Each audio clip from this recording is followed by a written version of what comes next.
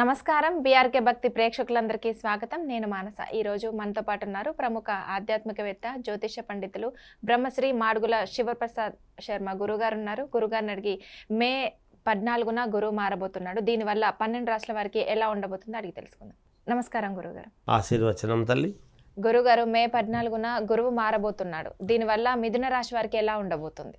శ్రీ మహాగణాధిపతయ నమ. ఐం మహాసరస్వత్యై నమ. శ్రీ లలితాంబికాదేవ్యే నమ. అమ్మ, ఈ మే 15 గురువు వృషభములో నుంచి మిథునములోకి రావటం అనేటువంటిది ఒకటి. తర్వాత రాహు కేతువులు కూడా 18వ తారీఖు మార్పు జరుగుతూ ఉన్నది.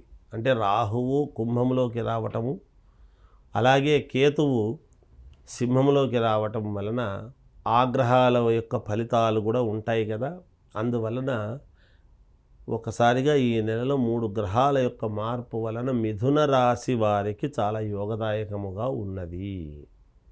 గతములో పడినటువంటి కష్టాలు అన్నీ కూడా గతం గతః అన్నట్టుగా గతంలో అన్నీ కూడా పోయినాయి, నాకు ఇప్పుడు చాలా మేలు కలుగుతూ ఉన్నది అని ఆత్మ సంతృప్తితో వాళ్ళు జీవితం ముందుకు అడుగులు వేయటం అనేది జరుగుతుంది. అన్ని రకాల కలిసొచ్చేటువంటి యోగదాయకముగానే ఉన్నది. గురువు అక్కడే ఉండేటువంటి దాని వలన ఆలస్యముగా నడిచేటువంటి పనులన్నీ కూడా గురువు యొక్క అనుగ్రహముతో శీఘ్రముగా ముందుకు కదిలేదానికి అవకాశాలు ఎక్కువగా ఉన్నాయి. శీఘ్రంగా ముందుకు కదులుతున్నాయి అంటే ఎవరైనా పనులు ఆగిపోతే బాధ కానీ జరుగుతూ ఉంటే సంతోషమే కదా తల్లి. అందువల్ల అలా సంతోషంగా ముందుకు వెళ్ళటం అనేది జరుగుతుంది. అంతేకాకుండా దైవానుకూలముతో, భగవంతుడి యొక్క అనుగ్రహముతో కుటుంబ సభ్యుల యొక్క ఆదరణ లభిస్తుంది. గతము కంటే కూడా నేను చాలా మెరుగ్గా ముందుకు వెళుతున్నాను. ఇప్పుడు నేను అనుకున్నది అనుకున్నట్టుగా సాధించుకోగలను అనేటువంటి ఆత్మవిశ్వాసముతో ముందుకు వెళతారు. కొత్త వాళ్ళ యొక్క పరిచయాలు ఏర్పడతాయి, వాళ్ళ వల్ల ఉపయోగం ఉంటుంది.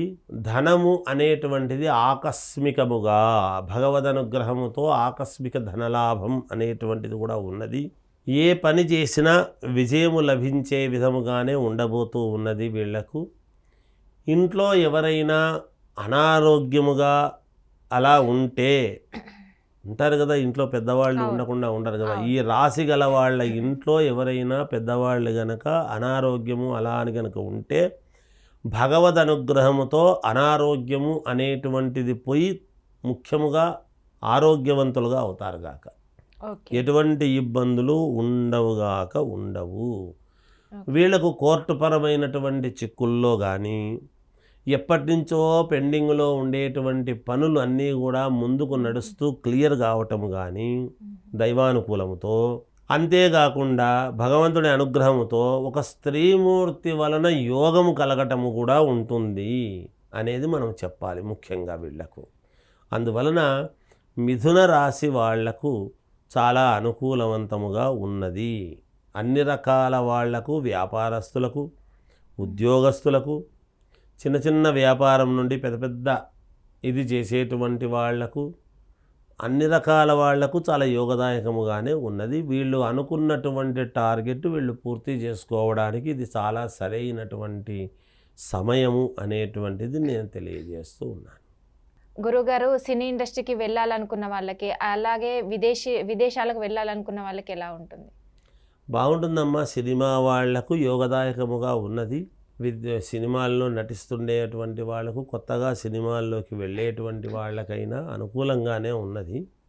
ఒక మెట్టు పైకెక్కడానికి అవకాశముగా ఉంది. అలాగే విదేశాలకు వెళ్ళాలి అనుకునేటువంటి వాళ్లకు కూడా అనుకూలవంతముగానే ఉన్నది. ప్రయత్నాలు చేసుకోవచ్చు, వెళ్ళగలుగుతారు గాక. ఎప్పుడైనా వ్యక్తిగత జాతకం అనేటువంటిది చాలా అవసరం. ఎందుకంటే మిథున రాశి వాళ్ళందరూ కూడా ఒకే లగ్నంలో పుట్టుండరు కదా. ఎవరు ఏ లగ్నంలో పుట్టారు అనేటువంటిది చాలా అవసరమైనటువంటి విషయముగా తెలియజేస్తూ ఉన్నాను.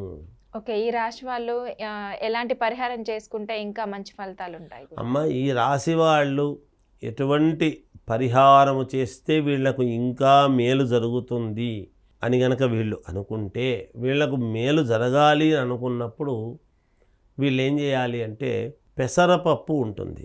పెసరపప్పు దానము చేస్తే మంచిది.